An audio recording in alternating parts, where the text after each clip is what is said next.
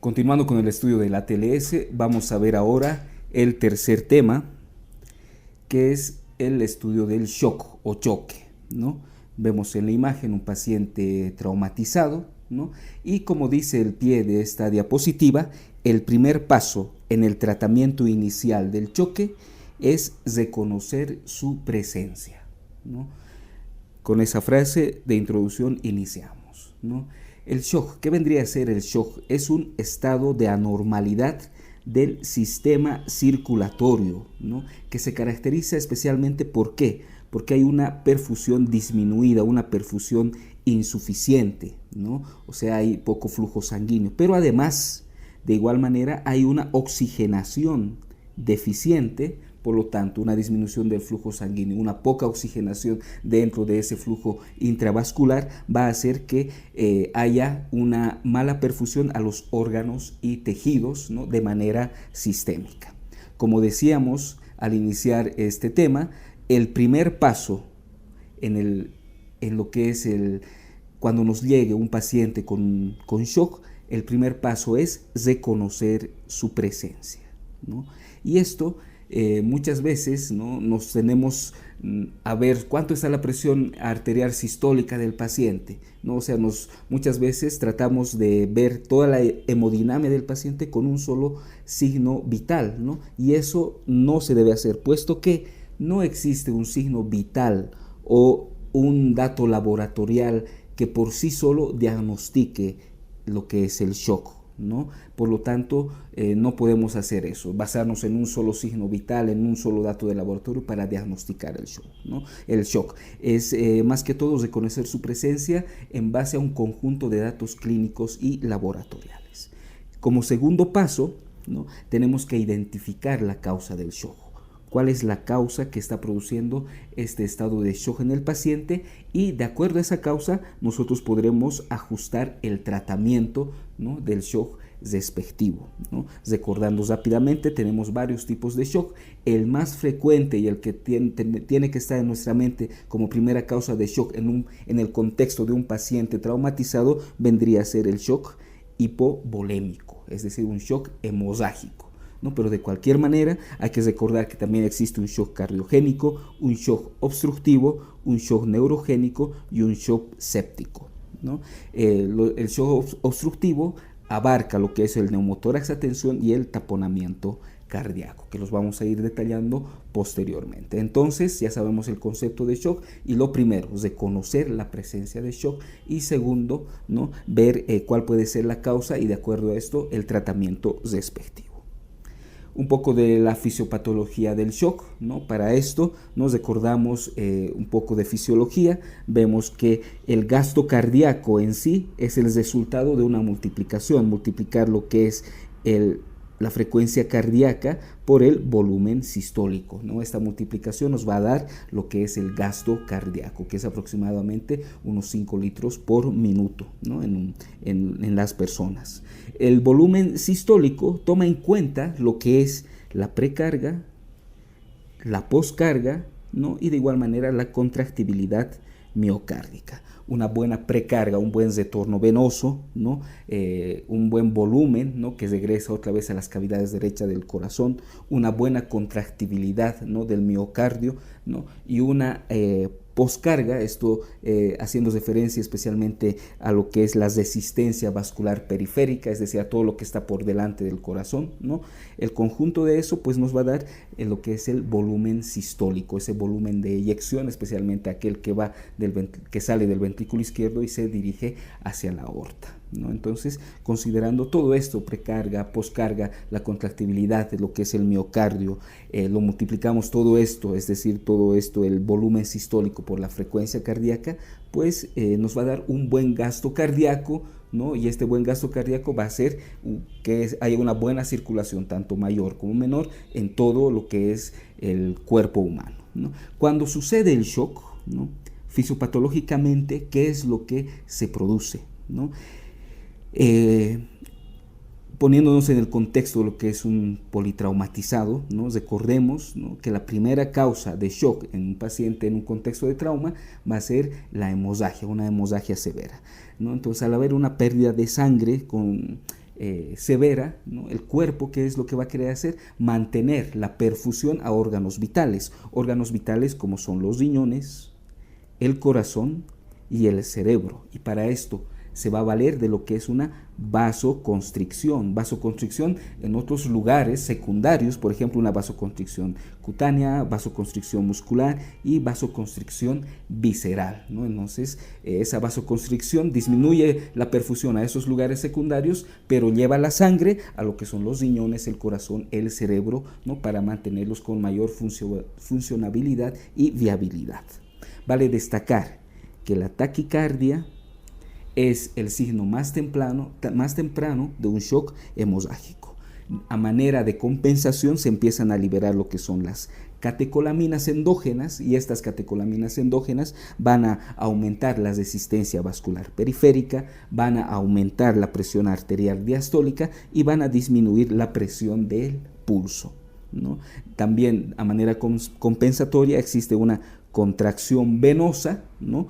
Y también hay un estado de acidosis metabólica, ¿no? ¿Por qué? De acuerdo a la duración de lo que es el shock, ¿no? Y a su gravedad en sí, se pierde lo que es el metabolismo aerobio normal y se entra a un metabolismo anaerobio. En este metabolismo anaerobio se crean cantidades de ácido láctico, y este ácido láctico, ¿no? es el que va a producir ese estado de acidosis metabólica en el paciente, ¿no? Entonces, de manera fisiopatológica, esos vendrían a ser los aspectos importantes: esa vasoconstricción para llevar la sangre a los órganos principales, la taquicardia como primer signo, el signo más temprano, liberación de catecolaminas, contracción venosa y el estado de acidosis metabólica, ¿no? En conjunto, que resume la fisiopatología del shock. Bueno, evaluación inicial del paciente, el ABCDE, ¿no? Después de haber asegurado una vía aérea permeable, que el paciente tenga una buena ventilación, pues nos ocupamos de la letra C, la circulación, ¿no? Que es donde nosotros tenemos que evaluar el estado hemodinámico del paciente, ¿no? Recordemos otra vez la taquicardia como signo temprano, y de igual manera otro signo temprano importante es pues la vasoconstricción cutánea, y cuando hay vasoconstricción cutánea, la piel del paciente estará muy fría. Entonces, pacientes con mucha hemorragia, con piel fría y taquicárdicos, es muy probable que tengan un shock hemorrágico en primer lugar. Bueno, lo que decía anteriormente, no es solamente pedir cuánto está la presión arterial sistólica, ¿no? Y de acuerdo a eso ver si el paciente está grave, moderado o leve. No, un solo signo vital no nos da el diagnóstico. Más bien, si utilizamos solamente la presión arterial aislada como dato orientador, puede hacer que retrase esto el diagnóstico del shock en este paciente. Por lo tanto, nosotros al tratar a un politraumatizado nos fijaremos en una frecuencia cardíaca, en las características del pulso, incluso la frecuencia respiratoria, cómo está la perfusión y coloración de la piel, ¿no? La presión de pulso. Recordemos que la presión de pulso es la diferencia entre la presión arterial sistólica y la presión arterial diastólica, ¿no? Entonces nos vemos todo ese conjunto para poder evaluar, ¿no? Y diagnosticar el shock, y también ver la respuesta al tratamiento que le vamos a iniciar al paciente, ¿no? Un dato también importante es manejar los datos de la frecuencia cardíaca. Nos recordamos que una frecuencia alrededor de 100 latidos por minuto es de referencia en los adultos, ¿no? Pero también frecuencias mayores a 160 latidos por minuto, por ejemplo, en los bebés, alrededor de 140 latidos por minuto en niños preescolares y alrededor de 120 latidos por minuto en los que están cursando con la pubertad, ¿no?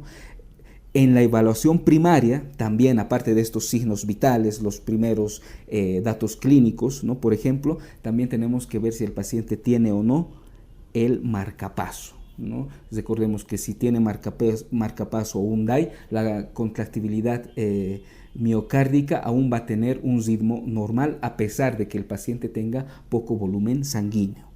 Bueno, y generalmente, ¿no? Uno de los laboratorios primeros que sale generalmente es el hematocrito. Si en el hematocrito, obviamente esto después de evaluar clínicamente al paciente, que es lo más importante, nos apoyamos en los datos del hematocrito. Si este está muy bajo, un hematocrito muy bajo, nos indica dos cosas.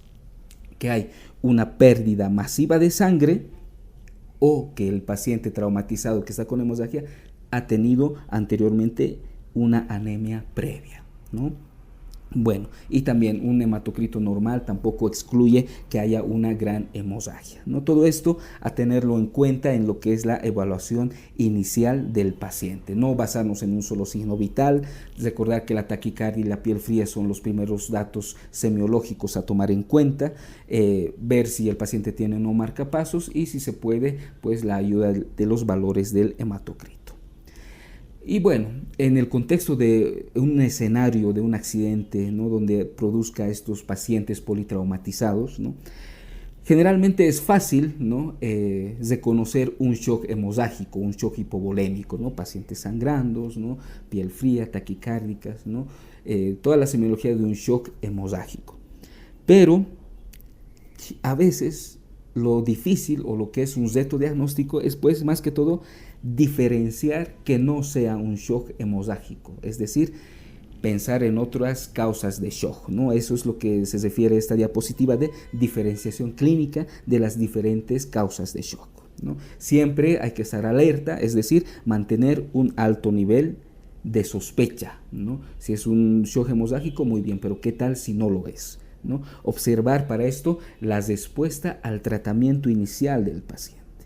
Si es un shock hemorrágico, el tratamiento inicial generalmente es detener la hemorragia y reponer los líquidos. Generalmente un shock hemorrágico, cuando se controla la hemorragia, pues tiende a responder bien, ¿no?, a este tratamiento inicial. En caso de ser un shock no hemorrágico, pues muchas veces no hay esa respuesta que se espera, ¿no? Entonces ahí ya tenemos que pensar, pues puede ser que haya otro tipo de shock, ¿no?, que esté afectando al paciente. Y bueno, hay algunas pruebas, ¿no?, adicionales que nos pueden ayudar, ¿no? Como vemos en la imagen, por ejemplo, aquí están utilizando lo que es la ecografía FAST, la dirigida al trauma, ¿no? Pero algo importante, también se pueden utilizar radiografías portátiles generalmente, ¿no?, esta ecografía, ¿no?, u otros estudios, pero tratemos de que al realizar estos estudios no se interfiera en la reanimación del paciente. Y bueno, lo que les decía, el shock hemorrágico es el más frecuente y el que tenemos que tener, ¿no?, como primera causa de lo que es el shock en estos pacientes politraumatizados, pero tenemos que nosotros mantener una alta sospecha para poder diagnosticar los otros tipos de shock no hemorrágico. ¿Y cuáles son los otros tipos de shock no hemorrágico? Por ejemplo, cuando el paciente tiene un taponamiento cardíaco, un neumotórax a tensión, una lesión de médula espinal, ¿no?, que nos puede dar un shock neurogénico, o tiene una lesión cardíaca en romo, generalmente en traumatismos cesados con desaceleración. Bueno, y vemos en esta imagen, ¿no?, los estudios adicionales que se pueden utilizar. Vemos en esta primera imagen, ¿no?, una radiografía de tórax muy susceptible de un hemotórax masivo, ¿no?, en el lado derecho. Las ecografías abdominales también se pueden utilizar, ¿no?, especialmente para ver lo que es el retroperitoneo, que no se estén juntando ahí cantidades excesivas de sangre, un hematoma retroperitoneal, por ejemplo, o una hemorragia retroperitoneal. Las fracturas de pelvis, ¿no?, como vemos en esta imagen, también fuente importante de sangrado retroperitoneal. Y las fracturas, y especialmente las fracturas de fémur, que tienden a ser las que más sangran, ¿no? Son estudios que hay que realizar siempre de manera rápida y sin interferir en la reanimación del paciente. Bueno, entonces, lo primero que vamos a hacer, miren, va a ser analizar el shock no hemorrágico, ¿no? Porque ya dijimos, el shock hemorrágico, pues lo vamos a detallar sí a profundidad, pero veremos en primer lugar el shock no hemorrágico. ¿Para qué? Para tenerlo en mente cuando tengamos algún paciente o nos enfrentemos a una pregunta tipo test, ¿no?, sobre este tema. Bueno, ¿cuándo debemos de pensar que el paciente tiene un shock de causa no hemorrágica? Generalmente el shock que tiene la causa hemorrágica mejora, ¿no?, con la terapia con fluidos, pero un shock hemorrágico generalmente puede mejorar transitoriamente ¿no? Con esta deposición de líquidos, o directamente no mejorar, ¿no? Entonces ahí, después de haberle administrado esa terapia inicial con líquidos y el paciente aún no mejora o mejora transitoriamente, pues es uno de los primeros datos, ¿no? Que nos tiene que hacer sospechar que el paciente pueda tener un shock no hemorrágico, ¿no? Y vamos a ver rápidamente y recordar lo que es el shock cardiogénico, por ejemplo. En el contexto de un politraumatizado se puede ver lesiones cardíacas en romo, ¿no? Especialmente en los accidentes de trauma cesado con desaceleración, ¿no? Son lesiones contusas dentro del miocardio, el taponamiento cardíaco, los émbolos de aire que ocluyen las arterias coronarias, el infarto agudo de miocardio, ¿no? Aunque en el contexto de un trauma no es tan frecuente, pero vale destacar que estos infartos agudos de miocardio en los ancianos y en los que consumen cocaína son generalmente más frecuentes. Y vale destacar que el uso de troponinas, por ejemplo, es decir, enzimas cardíacas, pues, pueden ayudar en el diagnóstico de este shock cardiogénico. Vamos a hablar un poco ahora de lo que es el del taponamiento cardíaco y del neumotórax a tensión. Estas dos patologías forman parte de lo que es el shock obstructivo. Bueno, empezamos hablando de lo que es el taponamiento cardíaco, ¿no? El taponamiento cardíaco, esa acumulación de líquido, ¿no? En el espacio pericárdico, generalmente puede suceder tanto en un trauma de tórax cesado como en un trauma de tórax abierto, pero generalmente ocurre con mayor frecuencia en un trauma de tórax abierto o penetrante, ¿no? ¿Qué datos clínicos nos va a dar un taponamiento cardíaco?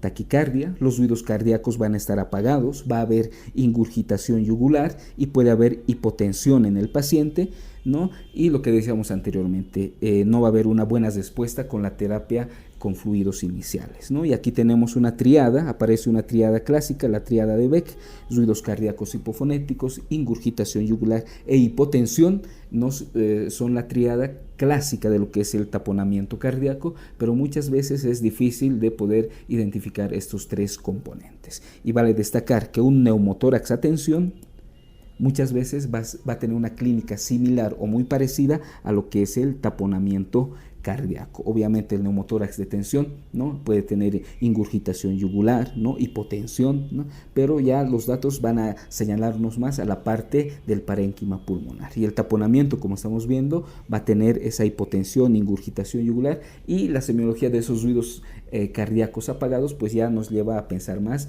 en la parte del parénquima cardíaco. Ahora vamos a hablar de lo que es el neumotórax a tensión. Bueno, el neumotórax a tensión constituye una verdadera emergencia quirúrgica, ¿no? Puesto que por medio de un mecanismo de válvula, ¿no? Va a haber aire que se va a ir acumulando progresivamente dentro de lo que es el espacio pleural, ¿no? Y este acúmulo de aire, ¿no? Se va a poder lograr por este mecanismo de válvula. ¿Por qué? Porque con cada respiración, ¿no? Se acumula más aire dentro de esta cavidad pleural, pero este aire no puede volver a salir por ese mecanismo de válvula que les comentaba, ¿no? Entonces este acúmulo de aire va a hacer que la presión intrapleural aumente. Esto va a causar un colapso pulmonar, ¿no? Y también un desplazamiento del mediastino hacia el lado contrario. Este desplazamiento en algún momento hace que haya una rotación incluso cardíaca que obstruya más el desplazamiento, se va a obstruir lo que es el retorno venoso, ¿no? Y de esta manera se va a disminuir el gasto cardíaco, ¿no? Entonces, más o menos es lo que sucede en el neumotórax a tensión. Los primeros signos que nos pueden orientar es la taquipnea y la disnea. Vale destacar que el diagnóstico de un neumotórax a tensión es enteramente clínico, ¿no? Los datos semiológicos que nos tienen que ya diagnosticar en sí un neumotórax a tensión son la dificultad respiratoria, un enfisema subcutáneo palpable, los sonidos respiratorios disminuidos unilateralmente, es decir, en un solo campo pulmonar, ¿no? La hiperresonancia o hiperclaridad a lo que es la percusión de los campos pulmonares, ¿no? Y el desplazamiento de la tráquea, ¿no? Son los datos clínicos dentro de un contexto de trauma, ¿no? Que nos tienen ya que diagnosticar por sí solos en un neumotórax, ya sea simple o neumotórax a tensión, ¿no? Es decir, no hay que esperar la realización de una radiografía para poder llegar a este diagnóstico. El tratamiento de igual manera será inmediato después de la sospecha clínica diagnóstica, ¿no? En el momento de la emergencia se puede utilizar una aguja, esto a nivel del segundo espacio intercostal, ¿no? En la parte anterior y superior del tórax, o definitivamente un tubo endopleural, ¿no? Para poder descomprimir el pulmón afectado. Bueno, el otro tipo de shock que nos interesa tenerlo en mente es el shock neurogénico. Este shock neurogénico, ¿en qué casos se va a producir? Especialmente en lesiones de la médula espinal, es decir, lesiones pueden ser a nivel cervical o torácica principalmente, ¿no? Fracturas o caídas que comprometan la columna vertebral cervical torácica, ¿no? Pueden producir este tipo de shock neurogénico. Muchas veces las lesiones intracraneales, ¿no? Fracturas, etcétera, no producen, ¿no? un shock neurogénico, pero sí lo pueden producir cuando estas lesiones intracraneales, ¿no? comprometan lo que es el tronco o tallo cerebral. En ese caso sí se produciría un shock neurogénico y la ausencia o disminución grave del tono simpático, ¿no? Y vale destacar, en un contexto de trauma, ¿no? va a estar generalmente el paciente hipovolémico, ¿no? y la hipovolemia en sí aumenta los defectos de la denervación simpática, ¿no? Y clínicamente todo paciente con hipotensión, con piel fría generalmente, pero que no tenga taquicardia, es muy probable, ¿no? que tenga un shock neurogénico, ¿no? Hipotensión, piel fría, es decir, vasoconstricción cutánea con ausencia de taquicardia, pues pensar o sospechar de un shock neurogénico, ¿no? Es decir, revisaremos la columna vertebral principalmente, ¿no? Principalmente.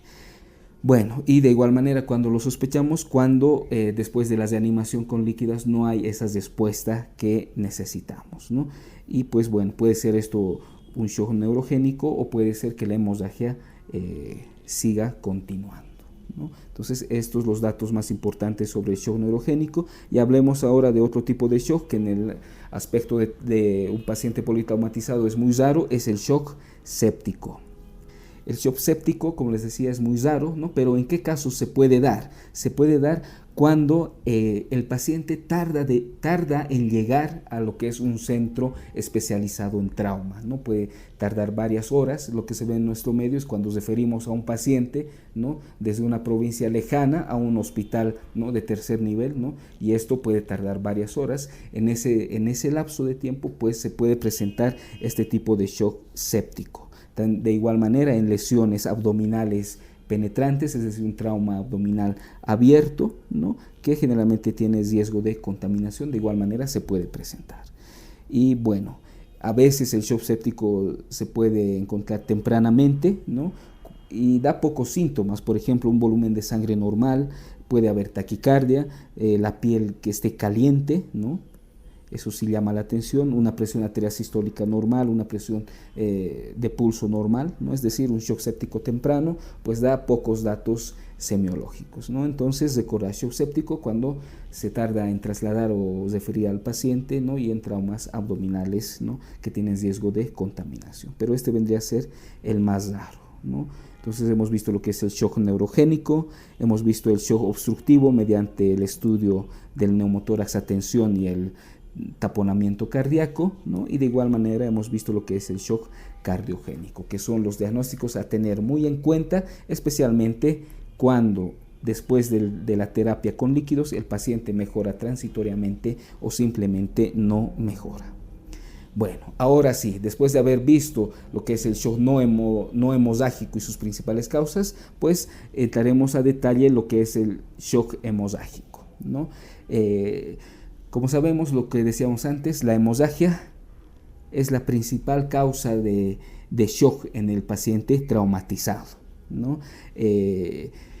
Cuando sucede hemorragia y por la misma lesión en sí hay un desplazamiento de líquidos, especialmente a lo que es el líquido extracelular, especialmente de lo que es el plasma al líquido extracelular, ¿no? La hemorragia es esa pérdida de volumen sanguíneo circulante. Generalmente en un paciente que pese 70 kilos, este tendrá unos 6 litros de sangre, es decir, un 70% de su peso, ¿no? En los pacientes obesos se puede sobreestimar los datos semiológicos del shock, y en los niños el porcentaje de sangre que tienen ronda alrededor del 8% del peso, ¿no? Entonces recordemos, en un paciente de 70 kilogramos, este tendrá aproximadamente unos 6 litros de sangre.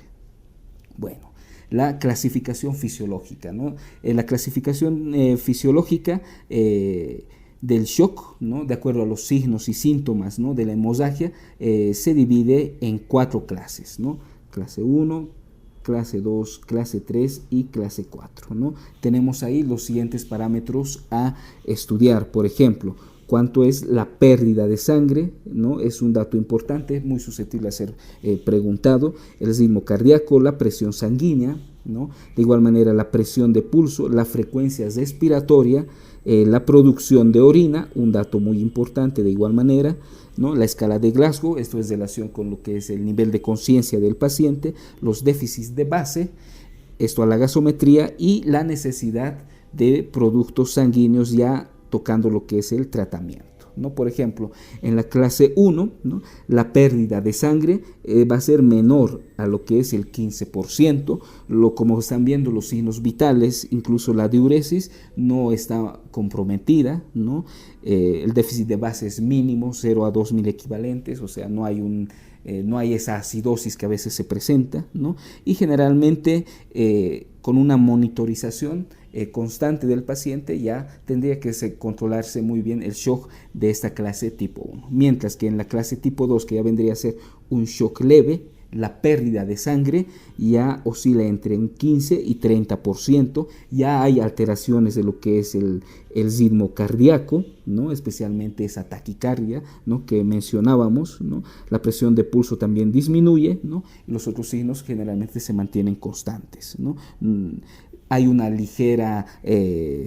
ligero déficit de base, ¿no? De 2 a 6 mil equivalentes por litro, es decir, no hay una acidosis muy marcada, ¿no? Pero ya hay cierto déficit de bases, y reponer al paciente es muy posible. Es muy posible que este paciente necesite cristaloides en primer lugar.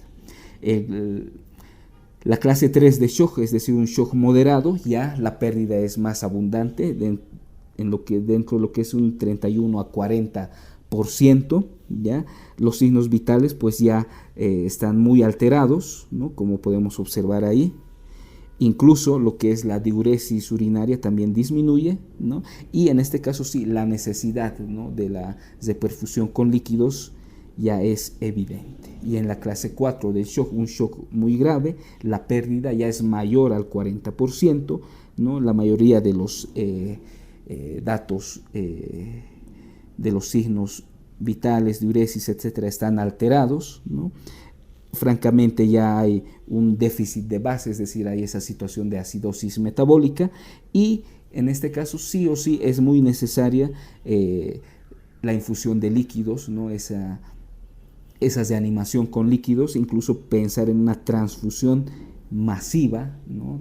En este tipo de pacientes, ¿no? Entonces, esta es la clasificación fisiológica del shock, una clasificación más exacta de acuerdo a la pérdida, al porcentaje de pérdida sanguínea, clase 1, 2, 3 y 4. Bueno, factores confusos que pueden confundir y nosotros tenemos que diagnosticar rápidamente, ¿no?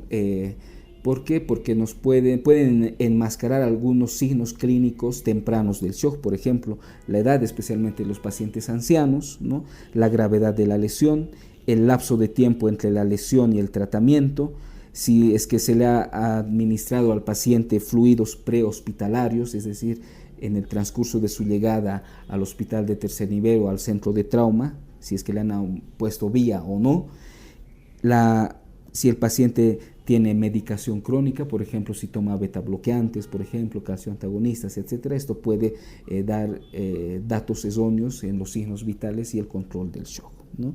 Es muy importante no esperar la clasificación fisiológica exacta que habíamos visto, ¿no? Anteriormente, clasificarlo en un shock de clase 1, 2, 3 o 4, pues porque tomaría mucho tiempo. Entonces el tratamiento, ¿no? El diagnóstico y el tratamiento tienen que ser rápidos, ¿no?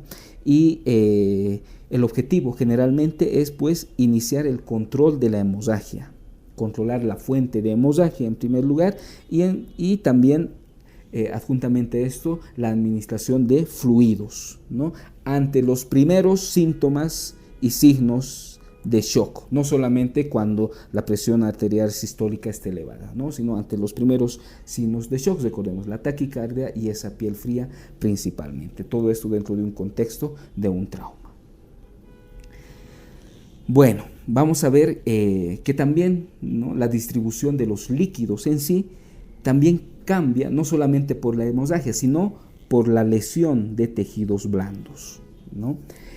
Bueno, es decir, adyacente a la hemorragia que tenemos, también por la pérdida de líquidos o cuando la sangre se va distribuyendo, por ejemplo, en esos tejidos extravasculares, ¿no? También hay un desbalance de líquidos. Bueno, vamos a empezar un poco por las pérdidas sanguíneas en el lugar de lesión. Vale destacar, por ejemplo, fracturas de tibia, fracturas de húmero, ¿no? Aproximadamente pierden 750 ml de sangre, pero las fracturas de fémur pueden llegar incluso a perder volúmenes de 1500 ml, litro y medio de sangre, ¿no? Que ya puede empezar a descompensar a los pacientes. De igual manera, esto especialmente en los traumas de abdomen cerrado, es de conocer lo que son los hematomas o hemorragias retroperitoneales.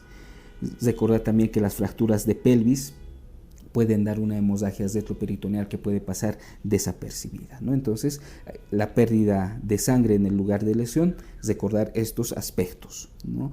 Los obesos, por tener mucho tejido celular subcutáneo, ¿no? La sangre se puede diseminar, ¿no? En ese tejido y pues generalmente los obesos tienen una pérdida extensa de sangre, ¿no? En relación a este tejido blando que tienen.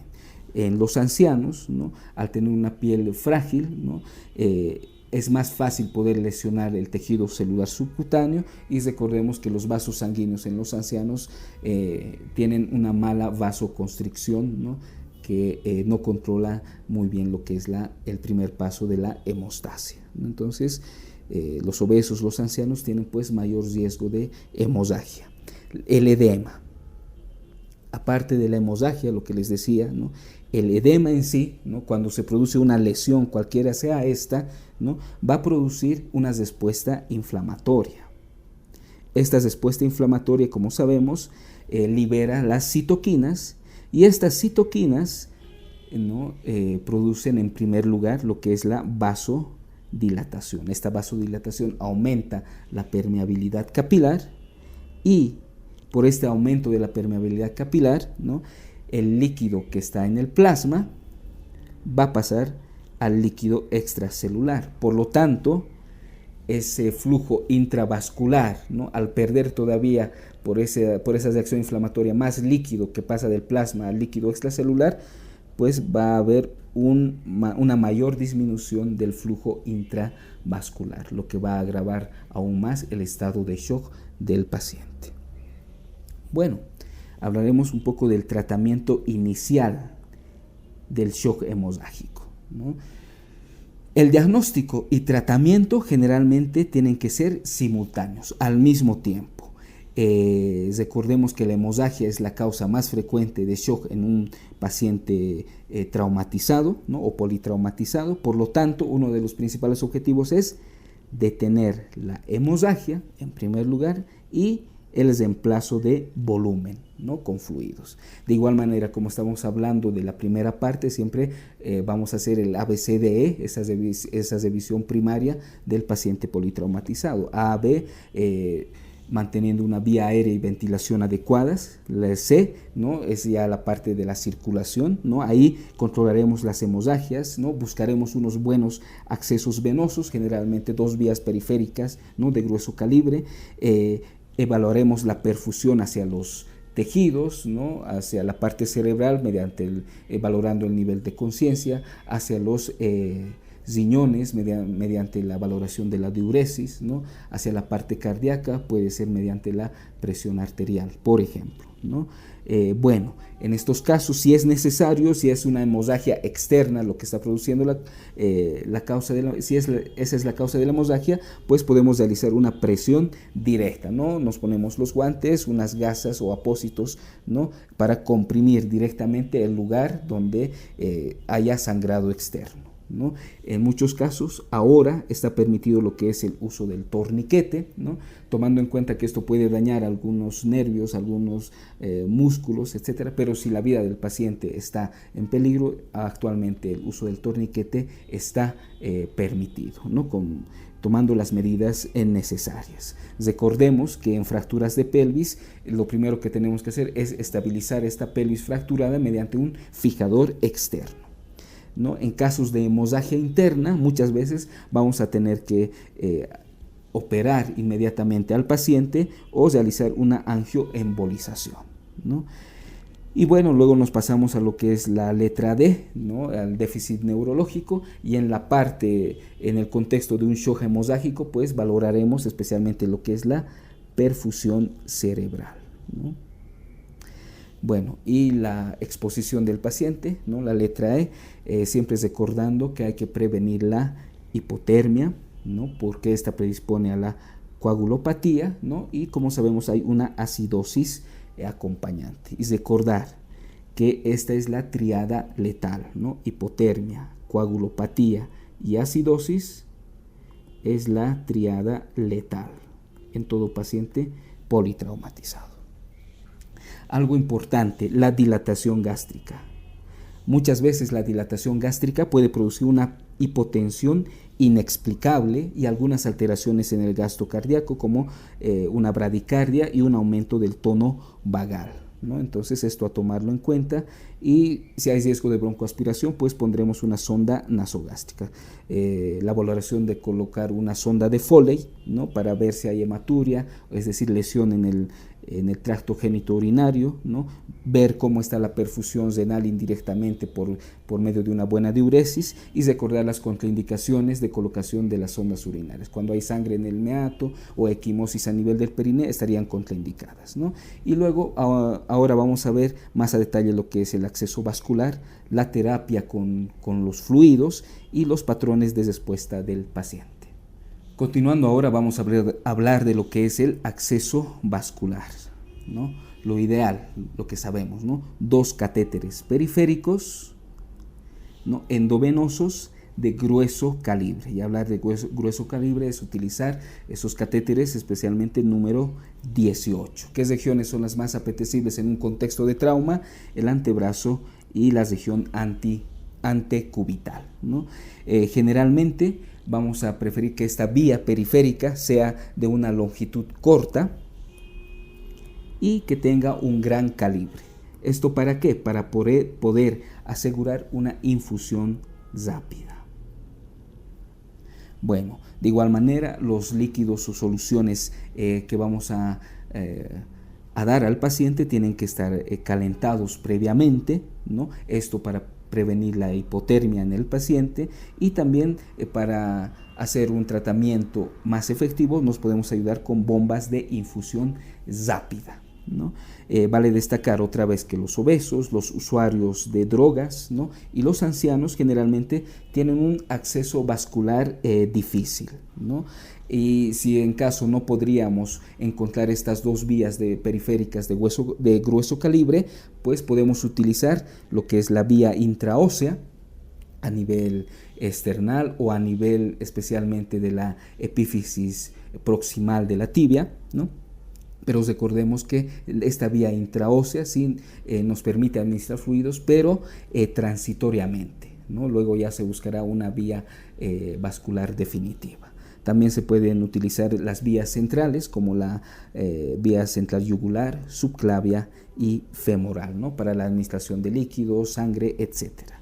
Vale destacar que en el momento de que nosotros encontremos esa vía periférica, pues es recomendable sacar una muestra de sangre en ese mismo momento, ¿no? Para ser más efectivos y acelerar el tratamiento y diagnóstico del paciente. ¿Para qué? Porque por esta muestra de sangre podemos ya mandar laboratorios para saber el grupo sanguíneo del paciente, empezar a realizar pruebas cruzadas, ¿no? En caso de necesitar una transfusión, ¿no? Algunos laboratorios básicos ya podemos estar realizando, ver si el paciente ha consumido tóxicos, por ejemplo, que lo hayan llevado al accidente. En toda mujer en edad fértil, ¿no? La beta-HCG, ¿no? Debe ser solicitada, y también esta pequeña muestra de sangre que vamos a sacar nos sirve también para realizar una gasometría a este paciente. Entonces este pequeño acto pues facilita, como están viendo, muchos aspectos, ¿no? Y de igual manera una radiografía de tórax en AP, anteroposterior, pues si nosotros hemos logrado una vía venosa central, ya sea yugular, subclavia o femoral, pues subclavia y yugular principalmente, una radiografía de tórax nos permite ver si esa vía central está en una posición correcta. De igual manera nos permite para diagnosticar o descartar un neumotórax o un hemotórax masivo. Bueno, hablaremos un poco de esta terapia inicial con fluidos, es decir, la deposición de líquidos, ¿no? Que si pensando que la hemorragia es la causa principal, pues vemos cómo responde el paciente a esta terapia con fluidos, ¿ya? Generalmente la cantidad de sangre o líquidos que vamos a reponer en un inicio es difícil de saber, ¿no? Esto se verá posteriormente viendo la respuesta del paciente, ¿no? Pero en un principio pues es difícil de saber, ¿no? Y de cualquier manera lo que tenemos que utilizar de entrada siempre va a ser una solución isotónica, ¿no? Una solución isotónica, zinc-lactato, por ejemplo, o AEMACEL, ¿no? Luego, la dosis habitual, ¿no? Esto es muy importante, ¿ya? La dosis habitual actualmente, ¿no? La dosis de entrada es de 1 litro en el adulto, ¿no? 20 ml por kilogramo en niños que pesen menos de 40 kilogramos, ¿no? Pero en el adulto es actualmente de 1 litro. Recordemos que antiguamente en las ediciones anteriores de la TLS se recomendaba entrar con dosis inicial de 2 litros. Ahora no, 1 litro de dosis habitual en los adultos. Los volúmenes absolutos, es decir, la terapia final, ¿no? Va a ser dada por la respuesta del paciente, si el paciente responde o no a esta terapia con fluidos.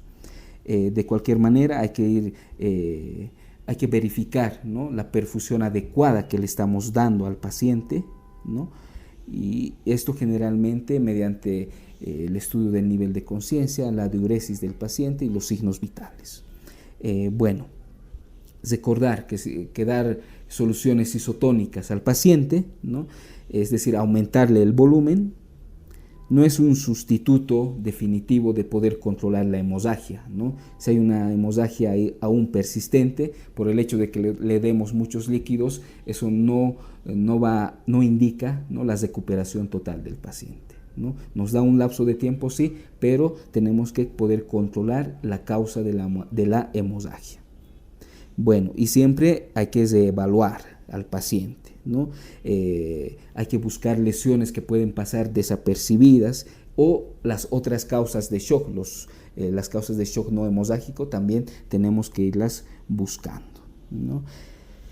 Y es importante en primer lugar controlar el sangrado, ¿no? Imaginemos que nosotros no hemos controlado el sangrado y le hemos dado mucho volumen al paciente, ¿no? Entonces ya está bien, va a aumentar la presión arterial en este paciente, ¿no? Pero si el sangrado no está controlado por ese aumento de presión arterial, ¿no? El sangrado puede aumentar, ¿no? Entonces esto es importante recordarlo, controlar primero el sangrado, ¿no? Antes de administrar muchas soluciones, ¿no?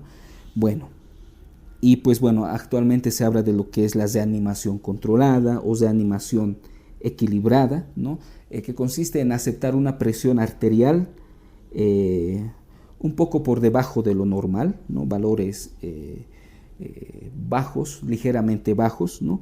Es decir, buscamos una hipotensión permisiva al paciente, que esto nos sirva como puente, ¿no? Para poder nosotros controlar quirúrgicamente o de controlar definitivamente la causa del sangrado de este paciente, o mediante transfusiones de productos sanguíneos poder controlar definitivamente, ¿no?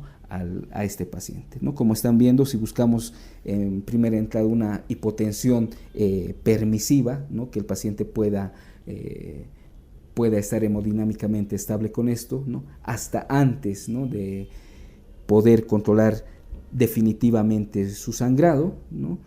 Pues recordemos, ¿no? Controlar el sangrado y no dar mucho volumen, ¿no? Antes de esto, porque se puede agravar, ¿no? La hemorragia.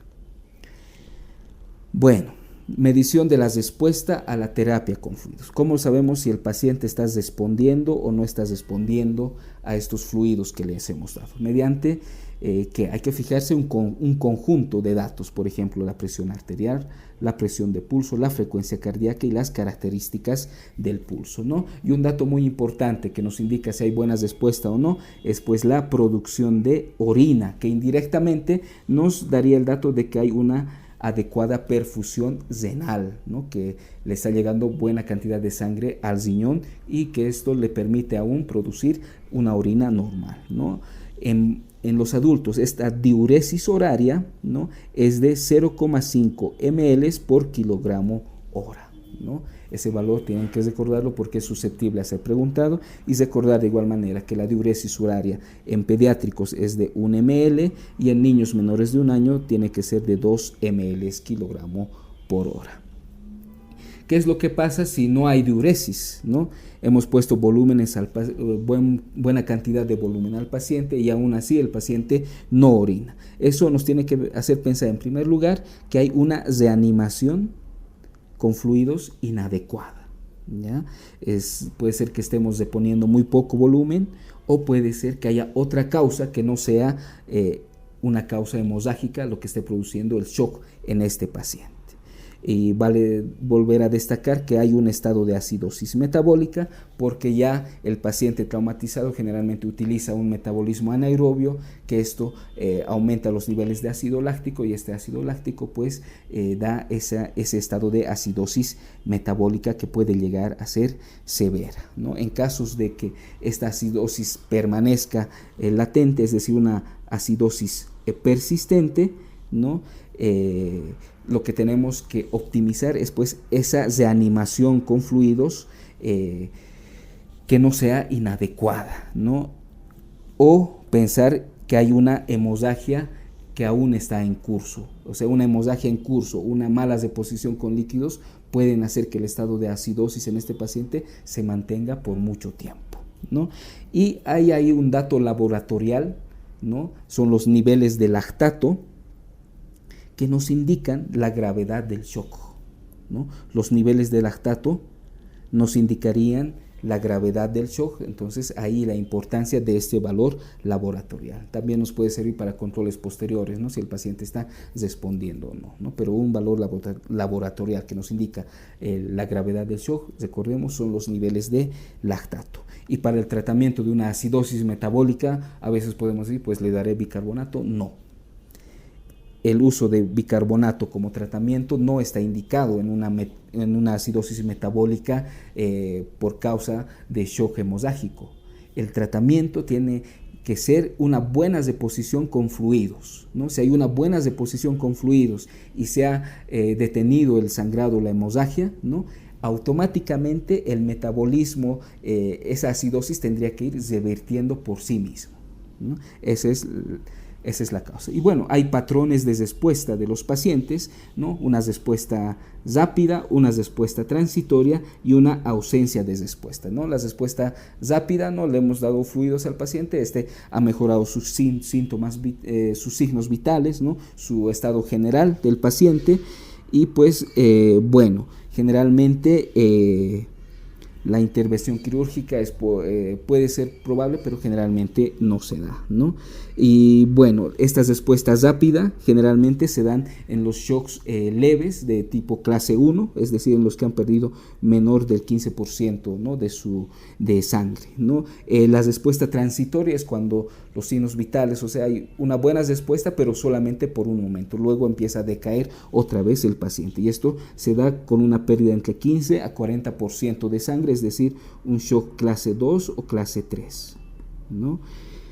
Y bueno, la mínima respuesta o ninguna respuesta, ¿no?, ya es algo severo, ¿no? Cuando la pérdida sanguínea es mayor al 40%, generalmente son shock graves tipo 4, ¿no? Y pues bueno, ahí ya la intervención quirúrgica, las transfusiones masivas ya son muy probables. Y bueno, hablaremos un poco del reemplazo de sangre, es decir, de las transfusiones, ¿no? Ya hemos dado fluidos, ¿no?, cristaloides isotónicos principalmente, pues luego pensaremos rápidamente, después de haber dado ese litro de sangre, en ver si el paciente va a necesitar o no transfusiones de sangre. Y esto va a ser, como al igual que en los fluidos, de acuerdo a la respuesta clínica del paciente, ¿no? Recordemos que hay que realizar pruebas cruzadas, ¿no?, saber el tipo de sangre en los pacientes para poder hacer un buen tratamiento, ¿no?, para poder transfundirle efectivamente, de acuerdo a su grupo sanguíneo, ¿no?, de acuerdo a las pruebas cruzadas que hemos podido obtener, ¿no? Y bueno, pero a veces en un contexto de pacientes politraumatizados, ¿no?, en un accidente que tenga, por ejemplo, varias víctimas, ¿no?, muchas veces no es posible estar sacando todos estos laboratorios para transfundir a los pacientes, porque recordemos que más o menos una hora, ¿no?, dura todo ese proceso diagnóstico en los bancos de sangre, ¿no? Y en este tipo de casos, por ejemplo, se aconseja utilizar concentrado de Matías del grupo O. Si utilizamos plasma, que sea plasma tipo AB, y si utilizamos factor RH, pues que sea negativo, especialmente en mujeres fértiles, ¿no? Entonces, grupo sanguíneo O, que es el donador universal, plasma tipo AB, y el factor que sea RH negativo, así cuando no tenemos pruebas cruzadas, cuando no sabemos el tipo de sangre de los pacientes que están siendo afectados. Siempre prevenir y revertir lo que es la hipotermia, ¿no?, esto calentando las soluciones principalmente. Si se puede hacer autotransfusión, generalmente esto cuando hay un tubo endopleural, ¿no?, cuando hay cuando hay hemotórax, ¿no?, esa misma sangre que drena por el tubo se puede utilizar para la autotransfusión, ¿no? Pero en esta sangre recogida aún los factores de coagulación están muy bajos, por lo tanto a veces requiere plasma y plaquetas adicionalmente a la autotransfusión. Transfusión masiva, algo importante, como estamos viendo ahí en la imagen. La transfusión masiva se define como el uso de 10 unidades de concentrados de hematíes o más de 10 unidades en las primeras 24 horas de ingreso del paciente. O transfusión masiva también se define como el uso de 4 unidades de concentrado de hematíes en la primera hora, ¿no? Vemos en la imagen, ¿se habrán gastado más de 10 unidades en el paciente en las primeras 24 horas? Sí. ¿O más de 4 unidades en la primera hora? Sí. Entonces esa es una transfusión masiva, ¿no? Y generalmente buscaremos una administración temprana, ¿no?, de esta transfusión masiva y equilibrada entre concentrado de hematíes, plasma y plaquetas, ¿no? ¿Todo esto para qué? ¿Para qué sirve esta transfusión masiva? Para evitar la triada letal, evitar lo que es la hipotermia, ¿no?, evitar lo que es la coagulopatía y evitar la acidosis, ¿no?, los 3 componentes de la triada letal. Bueno, este reemplazo de sangre, ¿no?, también nos sirve para disminuir los datos de lo que es la coagulopatía. Recordemos que, ¿no?, las lesiones graves, ¿no?, tienen riesgo de coagulopatía, especialmente las lesiones cerebrales, ¿no? Muchas veces en esta hemorragia se consumen muchos factores de la coagulación, ¿no? Esto predispone también a las coagulopatías, ¿no? La deposición masiva con líquidos diluye el plasma, diluye los factores de coagulación, ¿no?, predispone también a una coagulopatía, y la hipotermia, ¿no?, disminuye lo que es la agregación plaquetaria y aumenta la actividad de la cascada de coagulación. Todo esto nos llevaría a un estado de coagulopatía temprana en los pacientes, ¿no?, politraumatizados. ¿Qué estudios laboratoriales nos van a servir? Especialmente aquellos que se pueden obtener en la primera hora: el tiempo de protrombina, el tiempo de tromboplastina parcial activada y el recuento plaquetario, ¿no? Entonces, estos tres tiempos, ¿no?, de coagulación, el recuento de plaquetas de igual manera, nos sirve para ver el estado de coagulación del paciente. Pero recordemos que actualmente hay nuevos fármacos antiplaquetarios, ¿no?, por ejemplo, que estos datos laboratoriales aún no permiten detectar cambios, ¿no?, cuando se utilizan ese tipo de fármacos nuevos. Algo importante, el uso del ácido tranexámico en la parte prehospitalaria principalmente. Recordemos que el ácido tranexámico es un antifibrinolítico, ¿no?, que se ha visto que su uso aumenta la supervivencia, especialmente si se lo utiliza dentro de las primeras 3 horas. La primera dosis durará unos 10 minutos y la dosis de mantenimiento o seguimiento será de 1 gramo en unas 8 horas. De igual manera, la administración de calcio, pocas veces utilizada, ¿no?, pero si se utiliza, pues se medirá el calcio ionizado y tratemos de no reponer en exceso este calcio. Entonces, esto de manera general, cuando nosotros veamos que el paciente necesita la deposición de sangre, es decir, necesite transfusiones, ¿no?, a sacar nuestras pruebas cruzadas. Si no sabemos el tipo de sangre, pues ya sabemos grupo O, ¿no?, plasma AB, ¿no?, o RH negativo, ¿no?, prevenir siempre la hipotermia, ver si el paciente está necesitando una transfusión masiva, ¿no?, y el riesgo de coagulopatía que tenemos que evaluarlo, ¿no?, por algún medio de laboratorios, y el uso de ácido tranexámico, que actualmente está recomendado porque aumenta la supervivencia. Bueno, y algunas consideraciones especiales a tener en cuenta, pues la equiparación de sangre con la presión arterial y el gasto cardíaco. Es un error, ¿no?, solamente confiarnos de los valores de presión arterial, ¿no?, para correlacionarlo con el gasto cardíaco, ¿no? Hay una ley de Ohm, como pueden verla aquí, ¿no? La presión arterial es igual al gasto cardíaco por la resistencia vascular periférica. Si tomamos solo el gasto cardíaco como referencia y no tomamos también lo que es la resistencia vascular periférica, no vamos a tener un valor fidedigno de presión arterial, ¿no? Entonces, como hemos dicho, la evaluación del shock tiene que ser algo en conjunto. La edad avanzada, de igual manera, pues puede crear confusiones, ¿no?, en el momento de evaluar a los pacientes con shock. Bueno, entonces la edad avanzada, ¿no?, es decir, en los ancianos, ¿no?, hay que tomar en cuenta que en sí este tipo de pacientes ya tiene una actividad simpática disminuida, ¿no? Esto hace que haya poca actividad de los receptores para las catecolaminas, por lo tanto no van a poder tener una respuesta en su frecuencia cardíaca o en la contractibilidad cardíaca adecuadas. De igual manera, los vasos ateroscleróticos disminuyen esa vasoconstricción, ¿no?, que inicia el proceso de hemostasia. Generalmente son pacientes ancianos que consumen muchos diuréticos de manera crónica o tienen datos de desnutrición, lo cual disminuye el volumen sanguíneo preexistente en este tipo de ancianos, ¿no?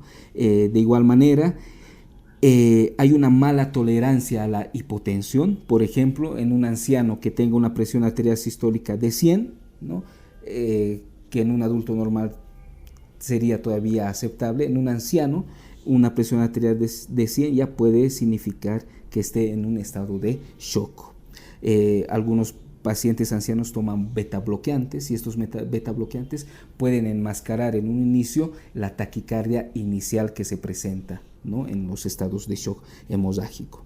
De igual manera, no hay que dar muchos fluidos en exceso, ¿no?, al paciente, es evitar la restauración elevada de volúmenes, esto monitorizando constantemente a estos ancianos, ¿no?, que puedan estar en estado de shock. De igual manera, la distensión pulmonar en los ancianos está disminuida. Hay una disminución de la difusión de gases pulmonares normalmente en los ancianos. Los músculos respiratorios tienen una función ya disminuida en los ancianos, por lo tanto todo esto hace que aumente el riesgo de hipoxia o que ésta se presente más rápidamente. De igual manera, los riñones son más susceptibles, ¿no?, a la hipoperfusión que se pueda obtener. Bueno, de igual manera, los atletas, ¿no?, tienen una notable capacidad para poder responder, ¿no?, y contrarrestar los datos iniciales de shock, por ejemplo. Recordemos que tienen una mayor reserva de volumen sistólico y su frecuencia cardíaca en reposo generalmente tiende a la bradicardia, ¿no? Y eso le da una capacidad, ¿no?, de contrarrestar por lo menos los primeros datos de shock rápidamente, ¿no? Y a veces eso puede pasar desapercibido. El paciente atleta puede estar en shock y como sus datos, signos vitales a un principio pueden estar normal, puede hacer que nos parezca desapercibido el estado de shock inicial en este tipo de pacientes atletas. El embarazo en sí es un estado de hipervolemia normal, ¿no? Por lo tanto, en una paciente embarazada se necesitará mucha pérdida de sangre, ¿no?, para que los datos clínicos de shock aparezcan, ¿no? Y de cualquier manera, en toda paciente embarazada, ¿no?, tenemos que pedir en toda mujer fértil su prueba de embarazo. ¿Por qué? Porque hay riesgo de una hipoperfusión fetal, ¿no?, en este tipo de pacientes. Los medicamentos, ¿no?, que tenemos que considerar, ¿no?, que pueden alterar los datos clínicos o semiológicos del estado de shock: los betabloqueantes, antagonistas del calcio, ¿no?, las dosis elevadas de insulina, ¿no?, el uso de diuréticos crónicos que además producen hipopotasemia y el uso de AINES crónicos que alteran la función de las plaquetas, por ejemplo. De igual manera, el estado de hipotermia, cuando se une a un shock hemorrágico, pues puede dar respuestas inadecuadas al tratamiento, ¿no? Hay mayor riesgo de coagulopatía cuando hay hipotermia en el paciente. Recordemos que además, si el paciente está consumiendo alcohol, este alcohol causa vasodilatación y esto produce temperaturas disminuidas en el paciente y esto le puede predisponer a la hipotensión. Y muchas veces los pacientes que han consumido alcohol son los que más accidentes tienen, ¿no? Bueno, utilizar siempre calentadores, ¿no?, para los fluidos especialmente, ¿no? Hay lo que se llama el calentamiento del núcleo, medidas de calentamiento del núcleo, de calentamiento central, por ejemplo, la irrigación de las cavidades peritoneal y torácica, utilizar soluciones que estén calentadas alrededor de 39 grados centígrados, ¿no? La derivación extracorpórea son técnicas de calentamiento del núcleo. Y lo importante es la prevención, ¿no?, prevención de la hipotermia. Y bueno, a veces los pacientes utilizan marcapasos o utilizan dispositivos automáticos implantables. En este caso, la contractibilidad y la frecuencia cardíaca van a estar conservadas, aunque el volumen sanguíneo del paciente por la hemorragia esté disminuido, ¿no? Eso también hay que tomarlo en cuenta. Y bueno, ya hemos diagnosticado, hemos tratado, hemos puesto los fluidos necesarios al paciente, hemos visto si responde o no, si es necesario le hemos puesto sangre, ¿no? Entonces, algo importante, ¿no?, si ha mejorado el paciente, pues no es dejarlo ahí, sino hay que hacer una reevaluación constante, ¿no?, del paciente y ver que no presente complicaciones. ¿Cuál es la complicación más común del shock hemorrágico? Es el reemplazo inadecuado de volumen. O le hemos dado muy poco volumen y no responde, o le hemos dado mucho volumen, ¿no?, y hemos aumentado la hemorragia o hemos producido otros cambios en otros sectores anatómicos del paciente, ¿no? Entonces, por ejemplo, si la hemorragia continúa, entonces es probable que no hayamos diagnosticado bien la fuente de esta hemorragia, entonces hay que seguir investigando. ¿Qué tal si es una hemorragia retroperitoneal y no nos hemos dado cuenta, ¿no? Muchas veces en estos casos va a ser necesaria una cirugía inmediata para poder diagnosticar y tratar esa causa de la hemorragia. La supervisión de igual manera es muy importante, haciendo énfasis en lo que es la diuresis, el estado de conciencia, es decir, el sistema nervioso central, el color de la piel, las características del pulso y los valores de la presión arterial. Es ese conjunto que tenemos que ir valorando, ¿no?, para ver, diagnosticar y ver cómo va evolucionando el shock, ¿no? Vale destacar que en pacientes ancianos y que tengan shock no hemorrágico es muy probable que haya que trasladar al paciente, ¿no?, a centros especializados en trauma o hospitales de tercer nivel. Y de igual manera hay que reconocer los otros problemas, ¿no?, que causan shock, ¿no? Especialmente, como decíamos anteriormente, si el paciente no responde adecuadamente a la terapia, ¿no?, con fluidos o a la terapia que le hemos dado, pues pensaremos en otras cosas. Por ejemplo, que el sangrado, ¿no? La causa de sangrado aún no ha sido diagnosticada, es en otra región donde hay el sangrado, ¿no? O puede ser que el paciente tenga un taponamiento cardíaco, que tenga un neumotórax a tensión, ¿no? Que le estemos dando una mala ventilación al paciente, que tenga distensión gástrica, recordemos que causa hipotensión inexplicable, ¿no? La distensión gástrica, o que tenga un infarto agudo de miocardio, que esté debutando con una acidosis diabética, un hipoadrenalismo, un shock neurogénico, ¿no? Y para esto lo más importante, como decíamos al principio, es la reevaluación constante de los pacientes con shock. Y bueno, así habríamos terminado lo que es el tema 3, el estado del shock, y espero esto les sirva para su repaso.